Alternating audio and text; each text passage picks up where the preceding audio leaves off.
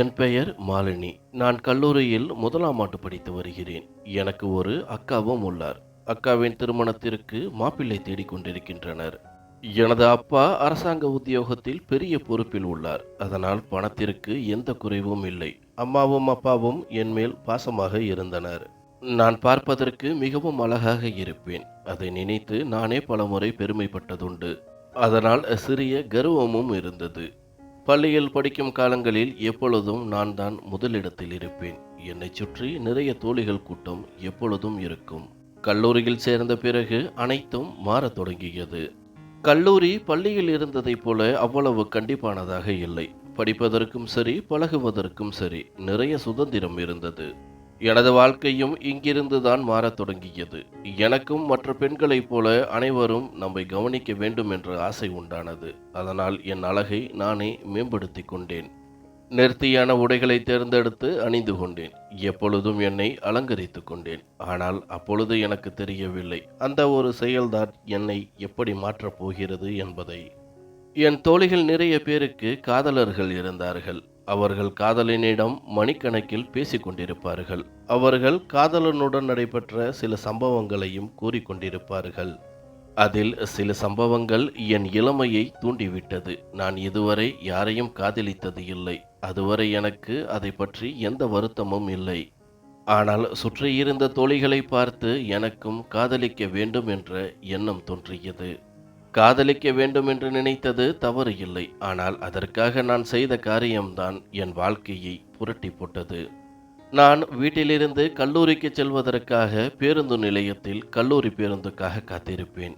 என்னைப் போலவே நிறைய மாணவ மாணவிகளும் மற்ற பயணிகளும் காத்திருப்பது வழக்கம். அப்படித்தான் அந்த இளைஞனும் காத்திருப்பான். அவனும் என்னை பலமுறை பார்த்து கொண்டே இருப்பான். எனக்கு அப்பொழுதெல்லாம் அவனை திரும்பி பார்க்க வேண்டும் என்ற எண்ணம் சிறிதும் இருந்ததில்லை. ஆனால் எப்பொழுது காதலிக்க வேண்டும் என்ற ஆசை வந்ததோ அப்போதிலிருந்தே நானும் அவனை பார்க்க தொடங்கினேன். அவன் பார்ப்பதற்கு சுமாராகத்தான் இருப்பான். ஆனால் சற்று கலையாக இருப்பான். என் அழகையும் அவனையும் ஒப்பிடும் பொழுது நிறைய வித்தியாசம் தெரியும். ஆனாலும் அவன் மேல் எனக்கு சிறிதாக ஈர்ப்பு உண்டானது. ஆரம்பத்தில் நான் அதை வெளிக்காட்டிக் கொள்ளவில்லை. ஆனால் போக போக அந்த ஈர்ப்பே என்னை அவனிடம் அழைத்து சென்றது. நானும் அவனை பார்க்கத் தொடங்கினேன். அவனை பார்த்து புன்னகைக்கவும் ஆரம்பித்தேன். நான் பார்த்தாலே அவனின் முகத்தில் அவ்வளவு சந்தோஷம் ஏற்படுவதை நானும் புரிந்து கொண்டேன். இப்படியே சில நாட்கள் வரை சென்றது. அவனும் சில முறை என்னிடம் பேசுவதற்கு முயற்சி செய்தான். அதை நான் பார்த்து ரசித்து கொண்டிருப்பேன். ஆனால் போக போக அவனின் நினைவுகள் அதிகமாக தொடங்கியது. ஒரு நாள் நானாக தைரியத்தை வளர்த்து கொண்டு அவனிடம் பேச ஆரம்பித்தேன். அவனை பற்றி அனைத்தையும் தெரிந்து கொள்ள ஆசைப்பட்டேன். நான் அவனிடம் பேச ஆரம்பித்ததும் அவனும் மிகவும் சந்தோஷமடைந்தான். பிறகு தன்னை பற்றி ஒவ்வொன்றாக கூற ஆரம்பித்தான். தன்னுடைய பெயர் ரஞ்சித் என்றும், தான் அந்த நகரத்திலிருந்து வெகு தூரத்தில் உள்ள கிராமத்தைச் சேர்ந்தவன் என்றும், அதிகமாக ஏதும் படிக்காததால் இங்கு உள்ள ஒரு பெட்ரோல் பம்பில் வேலை பார்ப்பதாகவும் கூறினான். அது மட்டுமல்லாது தங்களது வீட்டில் எத்தனை பேர் உள்ளனர் என்ற விவரங்கள் அனைத்தையும் கூறினான். எனக்கும் அவன் கூறிய அனைத்தையும் கேட்டு அவன் மேல் சற்று மரியாதை உண்டானது. குடும்பத்திற்காக இந்த இளம் வயதிலேயே இவ்வளவு கஷ்டப்படுகிறானே என்று. எனக்கு அதுவரை கஷ்டம் என்றால் என்னவென்றே தெரியாது. எனது அப்பா அம்மா அந்த நிலைக்கு விடவும் இல்லை.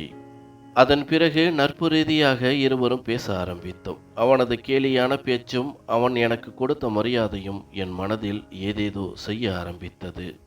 சில நாட்களிலேயே அவனை மிகவும் பிடித்து போனது. என் மனதிற்கு பிடித்ததால் அவனிடமிருந்த அனைத்து குறைகளும் இல்லாமல் போயின.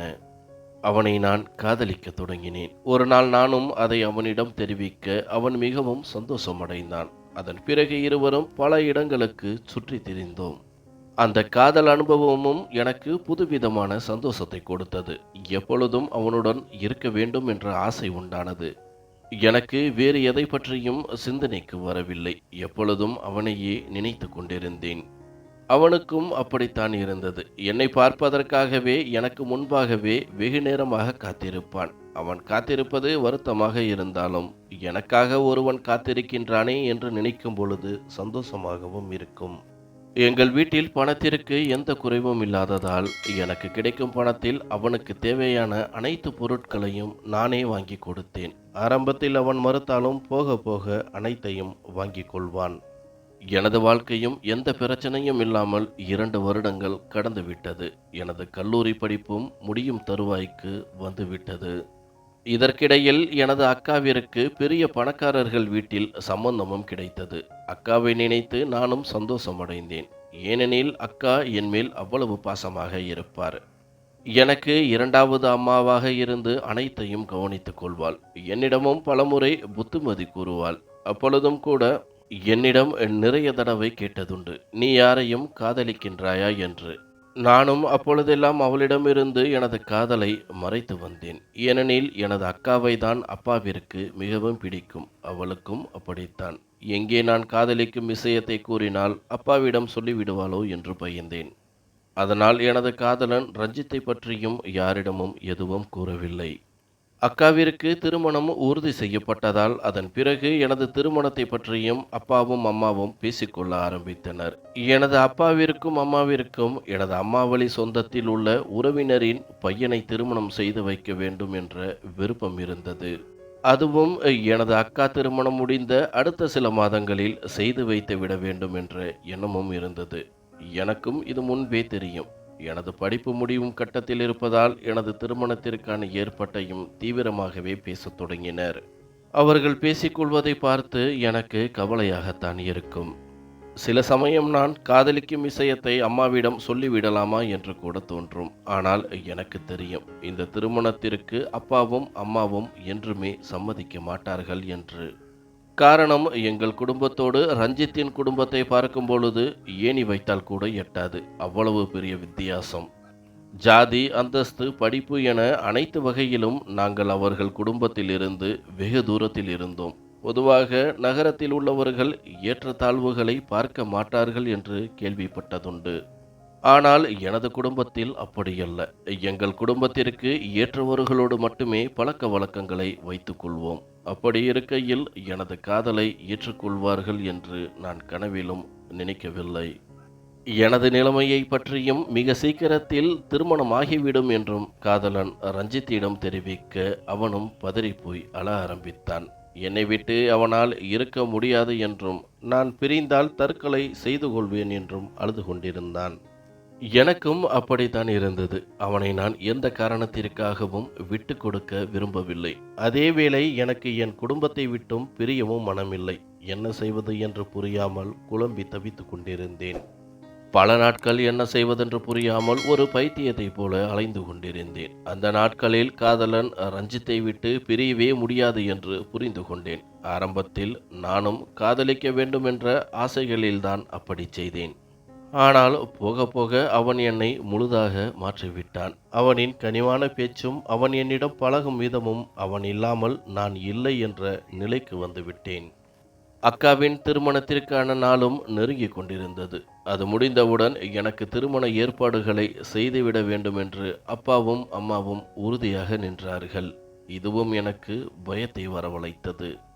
என்ன செய்வதென்று புரியாமல் ஒரு நாள் அக்காவின் மேல் நம்பிக்கை கொண்டு அவளிடம் எனது காதலன் ரஞ்சித்தை பற்றியும் எங்களின் காதலை பற்றியும் கூறினேன். இதை கேட்டு அவளும் பதறிப்போனாள். இது நமது குடும்பத்திற்கு கண்டிப்பாக ஒத்து வராது என திட்டவட்டமாக தெரிவித்து விட்டாள். எனக்கும் இது முன்பே தெரியும். இருந்தாலும் அக்காவிடம் நீதான் அப்பாவிடம் பேசி எனது காதலை ஏற்றுக்கொள்ள வைக்க வேண்டும் என்று அவளிடம் வற்புறுத்தினேன். அவளும் என்னால் முடியாது என மறுத்துவிட்டாள். பிறகு நான் எனது காதலில் உறுதியாக நிற்பதை பார்த்து அவளும் மனமிறங்கி, முதலில் எனது திருமணம் முடியட்டும், அதன் பிறகு நான் அப்பாவிடம் பேசி பார்க்கிறேன், அதற்கு முன்னால் நீ ஏதேனும் விபரீத காரியங்களை செய்து விடாதே என அறிவுரை கூறினாள். நானும் அதற்கு சரி என சம்மதித்தேன். அக்காவின் திருமண நாளும் வந்தது. திருமணமும் மிக பிரம்மாண்டமாக நடைபெற்றது. திருமணத்திற்காக எங்கள் சொந்தத்தில் உள்ள அனைத்து உறவினர்களும் வந்திருந்தனர். அந்த திருமணத்திலேயே இவனைத்தான் திருமணம் செய்து கொள்ள வேண்டும் என்று ஒரு நபரையும் அறிமுகம் செய்து வைத்தனர். அவன் பார்ப்பதற்கு மிகவும் அழகாக இருந்தான். நன்கு படித்தும் இருந்தான். ஆனால் எனக்கு அவன் மேல் எந்த விருப்பமும் உண்டாகவில்லை. ஏனெனில் என் மனம் முழுவதும் எனது காதலன் ரஞ்சித்தை மட்டுமே சுற்றி வந்து கொண்டிருந்தது. எனது உறவினர்கள் இன்னும் 2 மாதத்தில் இவளின் திருமணத்தை முடித்துவிட வேண்டும் என்று அப்பாவிடம் கூறிவிட்டு சென்றனர். அப்பாவும் அதற்கு சரி என சம்மதித்தார். எனக்கு இன்னும் பதட்டம் அதிகமானது. திருமணம் முடிந்து 2 நாட்கள் கழித்து விருந்துக்கு வந்த எனது அக்காவிடமும் இதை பற்றி பேச, அவளும் நீ சற்று பொறுமையாக இரு, நேரம் வரும்பொழுது நானே அப்பாவிடம் பேசிக் கொள்கிறேன் என கூறிக்கொண்டிருந்தாள். அவள் அவளின் கணவனோடு மிகவும் சந்தோஷமாக காணப்பட்டாள். எனக்கும் சிறிதாக வருத்தம் உண்டானது. காரணம், நம்மளை பற்றி இவள் பேசுவாளா என்ற சந்தேகமும் உண்டானது. இதை பற்றி நானும் காதலன் ரஞ்சித்திடம் சொல்ல, அவனும் என்னிடம் அப்படியென்றால் நாம் வீட்டை விட்டு சென்று விடலாம் என கூறிக்கொண்டிருந்தான்.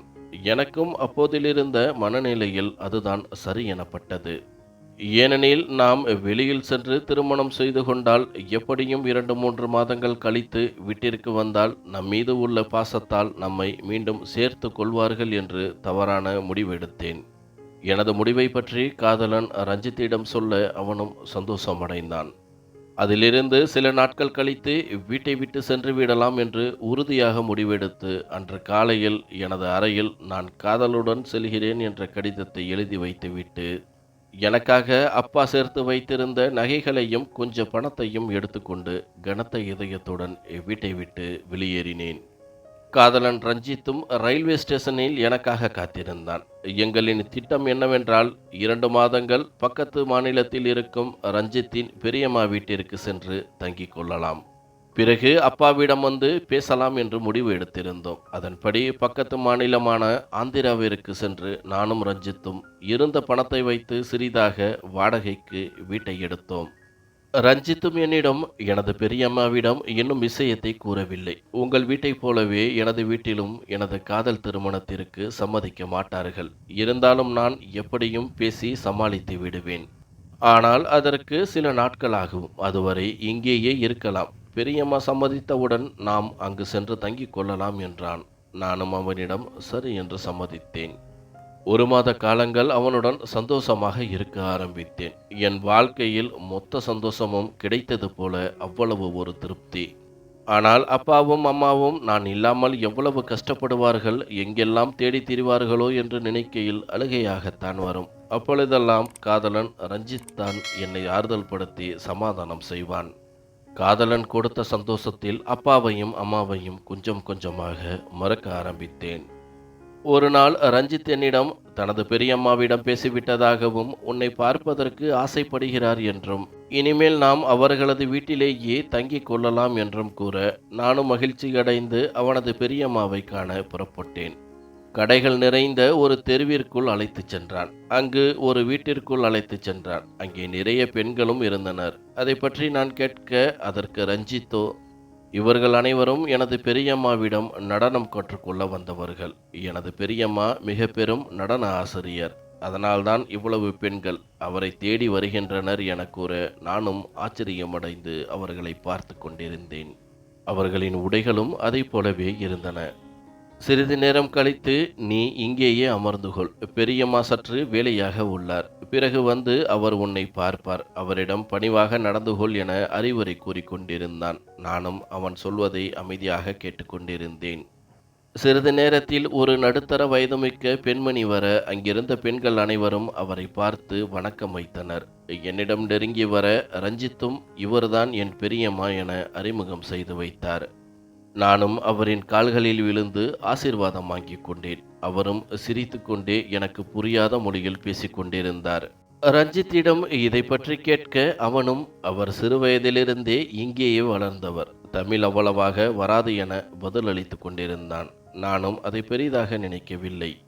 பிறகு பெரியம்மா என்னை மட்டும் தனியாக பேச வேண்டும் என்று செய்கையில் காண்பிக்க, ரஞ்சித்தும் நீ சென்று விட்டு வா, நான் இங்கேயே காத்திருக்கின்றேன் என அங்கேயே அமர்ந்து கொண்டான். நானும் என்னிடமிருந்த பொருட்களை அவனிடம் பாதுகாப்பாக வைத்து கொள்ளும்படி கூறிவிட்டு பெரியம்மாவுடன் சென்றேன். வீட்டின் உள்ளே சென்றதும் அங்கே நிறைய அறைகள் காணப்பட்டன. அதில் ஆண்களும் பெண்களும் போவதும் வருவதுமாக இருந்தனர். எனக்கு அங்கு நடப்பவை மிகவும் வித்தியாசமாக இருந்தது. சில அறைகளை கடக்கும் பொழுது சில வித்தியாசமான சத்தங்களும் வரத் தொடங்கியன.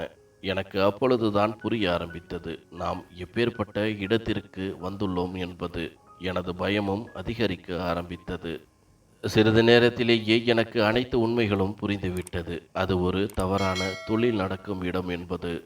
நானும் என்ன செய்வதென்று புரியாமல் என்னை அழைத்துச் சென்ற பெரியம்மாவிடம் கூட கூறாமல் வேகமாக ரஞ்சித் இருக்கும் இடத்திற்கு ஓடி வந்தேன். ஆனால் அங்கு வந்து பார்க்க நான் அதிர்ந்து போனேன். ஏனெனில் ரஞ்சித் அங்கு இல்லை. நான் கொடுத்த எனது நகைகளும் அங்கு இல்லை. நான் ஓடி வந்ததை பார்த்த பெரியம்மாவும் அவரது ஆட்களும் என் பின்னாலேயே ஓடி வந்து என்னை பிடித்து கொண்டனர். என்னை தடுத்தது மட்டுமல்லாது எனது கன்னத்தில் அடிக்கவும் செய்தனர். எனக்கு ஓரளவு புரிந்து போனது, நான் ஏமாற்றப்பட்டு விட்டேன் என்று. பெரியம்மா என்பவள் வேறு யாருமல்ல, அங்கிருக்கும் பெண்களை வைத்து தவறான தொழிலில் ஈடுபடுத்தி பணம் சம்பாதித்து கொண்டிருப்பவள்தான். நானும் வெகு நேரமாக அழுது கொண்டே என்னை விட்டுவிடும்படி செய்கையில் காண்பித்தேன். ஆனால் அவரோ சிரித்துக்கொண்டே தனக்கு தெரிந்த தமிழில் பேசினார். உனக்கு 5 லட்சம் வரை பணம் கொடுத்துள்ளோம். உன்னை உனது காதலன் இங்கு விற்றுவிட்டான். உன்னை வைத்து நான் பல லட்சங்களை சம்பாதித்து விடுவேன். உயிரோடு இருக்க வேண்டுமென்றால் நாங்கள் சொல்வதை கேள். இனிமேல் இதுதான் உன் வாழ்க்கை. இங்கிருந்து தப்பித்துச் செல்லலாம் என்று கனவிலும் நினைத்து விடாதே என மிரட்டத் தொடங்கினார். எனக்கு எல்லாம் புரிந்து போனது. எனது காதலன் பணத்திற்காக என்னை விற்றுவிட்டு சென்று விட்டான் என்று. என்ன செய்வதென்று புரியாமல் வெகு நேரமாக அழுது கொண்டிருந்தேன். அங்கு சில தமிழ் பெண்களும் இருந்தனர். அவர்கள்தான் எனக்கு ஆறுதல் கூறினர். அது மட்டுமல்லாது என்னைப் போலவே அவர்களும் அந்த இடத்திற்கு வந்தவர்கள்தான். ஆனால் இப்பொழுது அங்கு சகஜமாக பழகிக் கொண்டிருந்தனர். என்னிடமும் போக போக அனைத்தும் சரியாகிவிடும். நீ ஒருவனை நம்பி வருவதற்கு முன்னால் இதை அனைத்தையும் யோசித்து இருக்க வேண்டும். இப்பொழுது யோசித்து எந்த பிரயோஜனமும் இல்லை. இங்கிருந்து நீ தப்பித்தும் செல்ல முடியாது. இங்கு இருப்பவர்கள் உன்னை கொல்வதற்கு கூட தயங்க மாட்டார்கள். அப்படி கொன்றால் கூட உன்னை பற்றி கேட்பதற்கு எந்த நாதியும் வரப்போவதில்லை. இங்கிருக்கும் பெரியம்மாவிற்கு அரசியல்வாதிகள் முதல் அதிகாரிகள் வரை நல்ல பழக்கம். அவர்களும் அடிக்கடி இங்கு வந்து விட்டு செல்வர். தேவையில்லாமல் அடம்பிடித்து உயிரை விட்டு விடாதே என அறிவுரை கூறினர். அவர்கள் என்ன கூறினாலும் அந்த இடத்தையும் காதலன் கொடுத்த ஏமாற்றங்களையும் என்னால் தாங்கிக் கொள்ள முடியவில்லை. தொடர்ந்து அழுது கொண்டிருந்தேன். ஒரு கட்டத்தில் இங்கிருந்து தப்பித்தால் போதும் என்று நினைத்து வீட்டை விட்டு ஓடுவதற்கு முயற்சி செய்தேன். அதில் ஆத்திரமடைந்த பெரியம்மா என்னை பிடித்து என் காலை உடைத்து விட்டார். நான் வலியால் அலறி துடித்தேன். பிறகு அவர்கள்தான் மருத்துவரை வரச் செய்து காலையும் குணமாக்கினர். எனக்கும் புரிந்து போனது, இவர்களிடமிருந்து தப்பிக்க முடியாது என்பது. என்ன செய்வதென்று புரியாமல் பல நாட்கள் வரை அழுது கொண்டிருந்தேன். அங்கிருந்த பெண்கள் அந்த இடத்திற்கு ஏற்றாறு போல என்னை மாற்றிக்கொள்ளும்படி தொடர்ந்து வற்புறுத்தி வந்தனர். ஒரு நாள் என்னை அழைத்த பெரியம்மா ஒரு வாடிக்கையாளருடன் செல்லும்படி கட்டளையிட்டார். நானும் முடியாது என்று மறுக்க என்னை அடித்து அவருடன் அறைக்குள் அனுப்பி வைத்தார். வந்தவனும் என்னை பார்த்து மயங்கி போய் என் அருகில் வந்தான். நானும் அவனிடம் விட்டுவிடும்படி கெஞ்சினேன். ஆனால் எதையும் கேட்கும் மனநிலையில் அவன் இல்லை. அவனது கண்களில் வேறு மாதிரியான சிந்தனைகள் மட்டுமே தென்பட்டது. அவனிடமிருந்து தப்பிப்பதற்கு எவ்வளவோ முயற்சி செய்தேன். ஆனால் அன்று இரவு என்னை பலவந்தமாக கட்டாயப்படுத்தி பலமுறை சித்திரவதைக்கு உட்படுத்தினான். என்னால் அவனை எதிர்த்து ஒன்றுமே செய்ய முடியவில்லை. ஒரு கட்டத்தில் நானும் மயக்கமடைந்தேன். காலை விடிந்ததும் போகும் பொழுது எனது முகத்தில் சில பணத்தாள்களை வீசிவிட்டு சென்றான். அன்றிலிருந்து நரகம் செல்லும் பாதை தெரிய ஆரம்பித்தது. அதைப்போல தொடர்ந்து பலமுறை நடக்க ஆரம்பித்தது. அப்பொழுதெல்லாம் நான் முரண்டு பிடித்து கொண்டிருந்தேன். ஆனால் நான் முரண்டு பிடிப்பதனாலோ என்னவோ தெரியவில்லை, வருபவர்களும் என்னிடம் மிருகத்தனமாகவே நடந்து கொண்டனர். அங்கு வரும் மனிதர்களுக்கு மனிதாபிமானம் என்பது சிறிதும் இல்லாமல் போய்விட்டது. சில நபர்கள் என்னை கொடூரமாக காயப்படுத்தியும் சென்றனர். பிறகு அங்கிருக்கும் பெண்கள்தான் எனக்கு ஆறுதல் கூறி, வருபவர்களிடம் அவர்களுக்கு ஏற்றாற் போல நடந்து கொள், வீணாக பிடிவாதம் பிடித்தால் நீதான் பாதிக்கப்படுவாய் என அறிவுரை கூறினர். ஒரு கட்டத்தில் யாரையும் எதிர்க்கும் அளவிற்கு மனதிலும் உடலிலும் பலம் இல்லாமல் போய்விட்டது. இதிலிருந்து மீளவே முடியாது என்பதையும் புரிந்து கொண்டேன். என்னிடம் இப்பொழுது 2 வாய்ப்புகள் மட்டுமே இருந்தது. ஒன்று, இவர்களுக்கு ஏற்றாறு போல என்னை மாற்றிக்கொள்வது. மற்றொன்று, நான் தற்கொலை செய்து கொள்வது.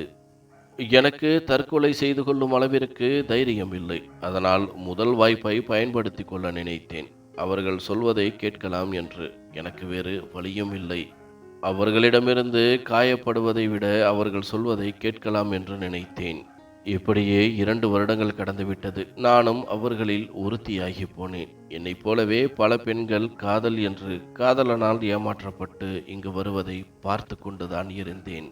அப்பொழுது நான் ஆரம்பத்தில் என்னை நானே பார்ப்பது போல இருக்கும். இருந்தாலும் என்னால் எதுவும் செய்ய முடியாது. எனக்கும் பலமுறை குடும்பத்தை நினைத்தும் அக்காவை நினைத்தும் அழுகை வரும். ஆனால் அப்பொழுது இருந்த சூழ்நிலையில் என்னால் அழ மட்டுமே முடியும். வேறொன்றும் செய்துவிட முடியாது. ஏனெனில் பெரியம்மா பலத்த பாதுகாப்புடன் எங்களை வைத்திருந்தார். அடியாட்கள் நிறைய பேர் எப்பொழுதும் காவலுக்கு நின்றிருந்தனர். அவர்களை மீறி வெளியில் செல்வது என்பது முடியாத காரியம். அவர்கள் இரவும் பகலும் அங்கிருக்கும் பெண்களை கண்காணித்துக் கொண்டே இருந்தனர். நான் இங்கு வந்து மாட்டிக்கொண்டதை எனது அப்பா அம்மாவிற்கு செய்த துரோகத்திற்கு கிடைத்த தண்டனையாக நினைத்தேன். இருந்தாலும் அக்காவை மட்டும் அடிக்கடி நினைத்து பார்ப்பேன். அவளுக்கு இந்நேரம் குழந்தை பிறந்திருக்கும். நான் இல்லாமல் அவள் எவ்வளவு கஷ்டப்பட்டு இருப்பாள் என்று நினைத்து பார்த்தேன். அவளிடம் எப்படியாவது பேச வேண்டும் என்று நினைத்து கொண்டே இருந்தேன். ஆனால் என்னிடம் இருந்த அனைத்து உடைமைகளையும் அவர்கள் பிடுங்கி வைத்து கொண்டனர். அதில் எனது செல்போனும் இருந்தது. எனக்கு யாருடைய நம்பரும் மனப்பாடமாக தெரியவில்லை. இருந்தாலும் அக்காவின் நம்பர் மட்டும் ஓரளவு ஞாபகத்தில் இருந்தது. அங்கு நாங்கள் செல்போன் வைத்திருப்பதற்கு அனுமதி இல்லை. வாடிக்கையாளர்கள் யாரேனும் வந்தால் கூட செல்போன் மற்றும் இதர பொருட்களை வாங்கி வைத்து கொண்டுதான் உள்ளே அனுப்புவார்கள். அப்படி வரும் வாடிக்கையாளர்களில் ஒருவன் மட்டும் என்னை அதிகமாக தேர்ந்தெடுத்து வரத் தொடங்கினான். அவன் பார்ப்பதற்கு நடுத்தர வயது கொண்டவனாக இருந்தான். ஏனோ தெரியவில்லை, என்னை அவனுக்கு மிகவும் பிடித்து போயிருந்தது. ஒரு நாள் நானும் அவனிடம் எனக்கு என்ன நடந்தது என்பதை பற்றி கூற அவனும் என் மேல் பரிதாபப்பட்டான். பிறகு நான் அவனிடம், எப்படியாவது உங்களின் செல்போன் மட்டும் கொடுங்கள், நான் எனது குடும்பத்தாரிடம் தொடர்பு கொண்டு தகவலை மட்டும் தெரிவித்தால் போதும் என்றேன். அவனும் என்மேல் இறக்கப்பட்டு அடுத்த முறை வரும்பொழுது எப்படியாவது செல்போனை மறைத்து எடுத்து வருகிறேன் என்று உறுதி அளித்து விட்டு சென்றான். நானும் அவனின் அடுத்த வருகைக்காக காத்திருந்தேன்.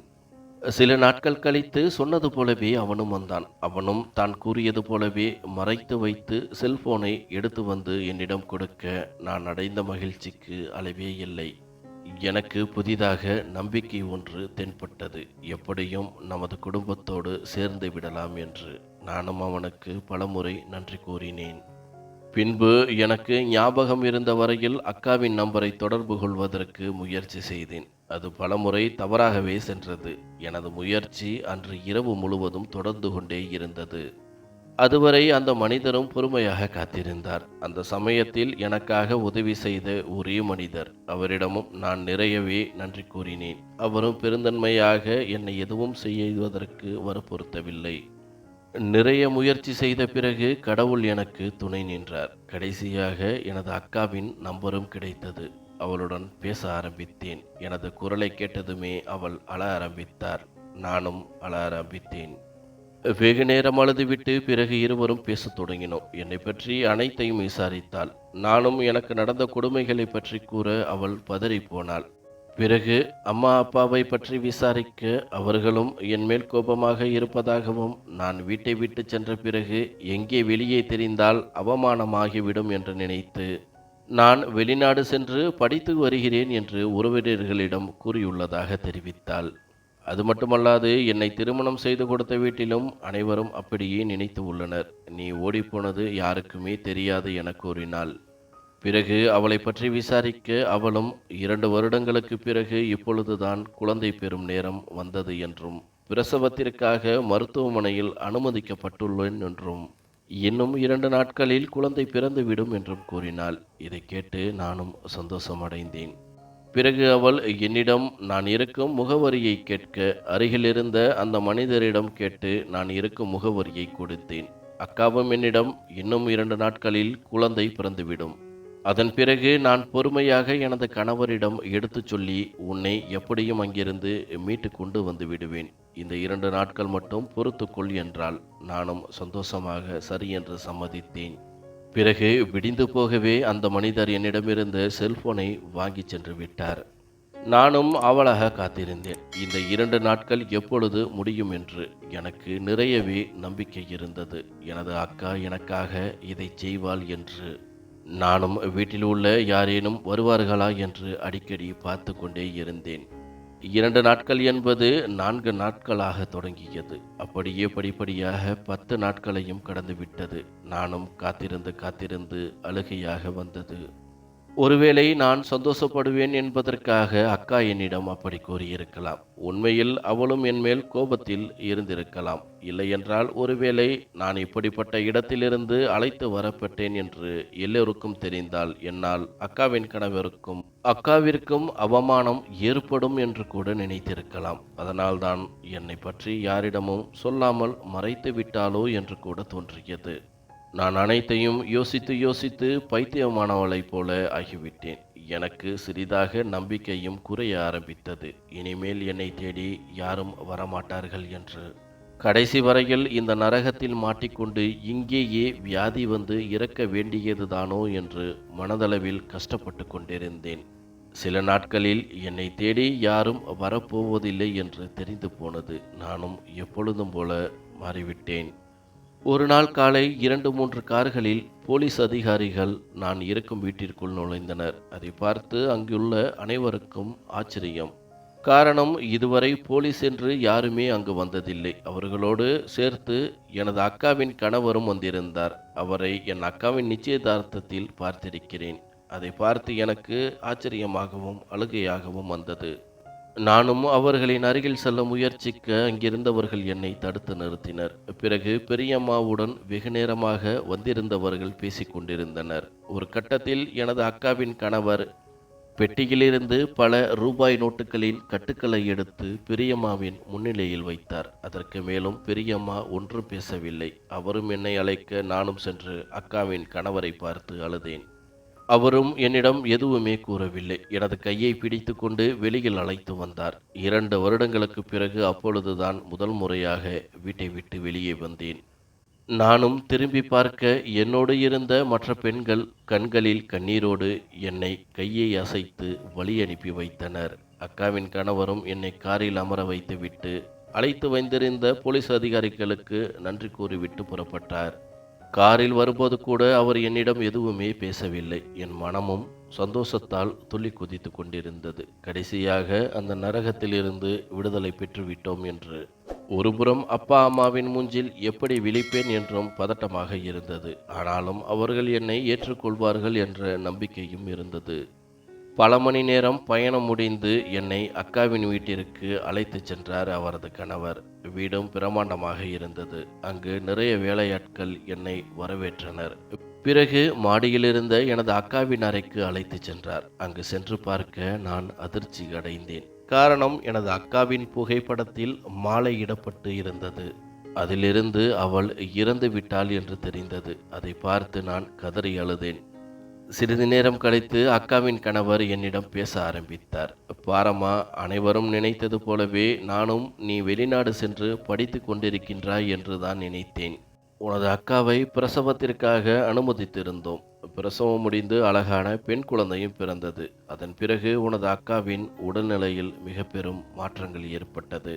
உனது அக்கா 2 நாட்கள் மட்டுமே உயிருடன் இருந்தாள். அந்த சமயத்தில்தான் என்னை தனியாக அழைத்து உன்னை பற்றி அனைத்து உண்மைகளையும் கூறினாள். அது மட்டுமல்லாது வேறு சில விஷயங்களை பற்றியும் கூறினாள். அதை பற்றி நான் பிறகு சொல்கிறேன்.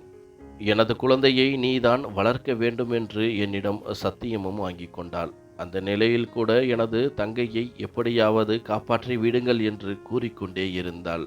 உனக்காக ஒரு கடிதமும் எழுதி உன்னிடம் கொடுக்கும்படி என்னிடம் கொடுத்துவிட்டு சென்றாள். 2 நாட்களில் அவளும் மரணமடைந்து விட்டாள். அவளின் இறுதிச் சடங்கை முடிப்பதற்கு சில நாட்கள் ஆகிவிட்டது. அதனால்தான் உன்னை மீட்பதற்கும் காலதாமதங்கள் ஆகிவிட்டது. உனது அக்கா உனக்காக கடைசியாக எழுதிய கடிதம் என்று என்னிடம் கடிதத்தை நீட்ட நானும் அழுது கொண்டே அதை பிரித்து படிக்க ஆரம்பித்தேன். அதில், அக்கா, அன்பு தங்கையே, நீ எங்களை விட்டு பிரிந்தது மிகவும் கொடுமையான விஷயம். அதைவிட கொடுமையாக அந்த நரகத்தில் மாட்டிக்கொண்டாய் என்று தெரிந்ததும் அதை என்னால் ஜீரணிக்க முடியவில்லை. நான் எவ்வளவு நாள் உயிரோடு இருப்பேன் என்று எனக்கே தெரியவில்லை. எனது கடைசி ஆசை எனது குழந்தையை நீதான் வளர்க்க வேண்டும். அது மட்டுமல்லாது எனது கணவரையும் நீதான் திருமணம் செய்து கொள்ள வேண்டும். இதை அக்காவிற்காக செய்வாய் என நம்புகிறேன். எனக்கு தெரியும் எனது கணவர் எப்படியும் உன்னை மீட்டு கொண்டு வந்து விடுவார் என்று. எனது குழந்தையை நல்லபடியாக பார்த்துக்கொள் என்று எழுதியிருந்தது. அதை பார்த்து நான் கதறி அழ ஆரம்பித்தேன். அக்காவின் கணவர்தான் என்னை சமாதானம் செய்து வைத்தார். அது மட்டுமல்லாது அவர் என்னிடம் நடந்தது நடந்துவிட்டது. இனிமேல் எதை பற்றியும் யோசித்து எந்த பிரயோஜனமும் இல்லை. எல்லோரும் நினைப்பது போலவே நீயும் வெளிநாட்டிலிருந்து படித்து வந்ததாகவே இருக்கட்டும். உனது அப்பாவையும் அம்மாவையும் வரச் சொல்லியிருக்கின்றேன். அவர்களிடமும் இதை பற்றி பேசிவிட்டேன். அவர்களும் சரி என்று சம்மதித்து விட்டனர் என கூறிவிட்டு அங்கிருந்து சென்று விட்டார். சிறிது நேரத்தில் அப்பாவும் அம்மாவும் அங்கு வந்து சேர, அப்பாவிற்கு முதலில் கோபம் வந்து என்னை அடிக்க ஆரம்பித்தார். பிறகு என்ன நினைத்தாரோ தெரியவில்லை, என்னை கட்டிப்பிடித்து கொண்டு அழ ஆரம்பித்தார். அம்மாவும் அப்படித்தான். மூவருமாக சேர்ந்து வெகு நேரம் அழுது கொண்டிருந்தோம். பிறகு நானும் அக்கா எழுதிய கடிதத்தை அவர்களிடம் காண்பிக்கவும் அவர்களும் படித்து பார்த்து அழுது கொண்டிருந்தனர். சில நாட்கள் வரை அக்கா இழந்த சோகத்தை தாங்க முடியாமல் அழுது கொண்டிருந்தேன். அந்த நேரத்தில் அக்காவின் குழந்தையை நான் தான் பராமரித்து வந்தேன். அந்த குழந்தையை எனது சொந்த குழந்தையாகவே நினைத்தேன். பிறகு ஒரு நாள் அப்பாவும் அம்மாவும் அக்காவின் கணவரிடம் என்னை திருமணம் செய்து கொள்ளும்படி கேட்க அவரும் யோசிக்க தொடங்கினார். பிறகு எனது அக்காவிற்காக அதை சம்மதிக்கின்றேன் என கூற என் அப்பா அம்மாவிற்கு மிகுந்த சந்தோஷம் உண்டானது. இதை பற்றி என்னிடமும் கூற நானும் அக்காவின் குழந்தைக்காக சரி என சம்மதித்தேன். சில நாட்களிலேயே திருமணமும் நல்லபடியாக நடந்து முடிந்தது. ஆரம்பத்தில் அக்காவின் கணவர் என்னிடம் எந்த உறவும் வைத்துக் கொள்ளவில்லை. ஆனால் போக போக என்னை பற்றி அவர் புரிந்து கொண்டார். அவரின் நடவடிக்கைகளும் கொஞ்சம் கொஞ்சமாக மாற ஆரம்பித்தது. அவரும் என்னை ஏற்றுக்கொண்டார். அக்காவின் கணவர் மிகவும் நல்லவராக இருந்தார். ஆனால் அக்காவிற்குத்தான் கொடுத்து வைக்கவில்லை. நான் எங்கிருந்து வந்தேன் என்ற விபரம் எங்கள் நால்வரை தவிர வேற யாருக்கும் கடைசி வரை தெரியாமலேயே போனது.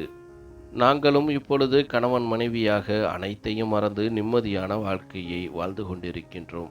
இதன் பிறகு நானும் குழந்தையை பெற்றுக்கொள்ளவில்லை. எனது அக்காவின் குழந்தையை தான் உலகம் என்று அவளுக்காகவே வாழ்ந்து வருகிறேன். இதுதான் நான் எனது அக்காவிற்கு கொடுக்கும் மரியாதை. நன்றி.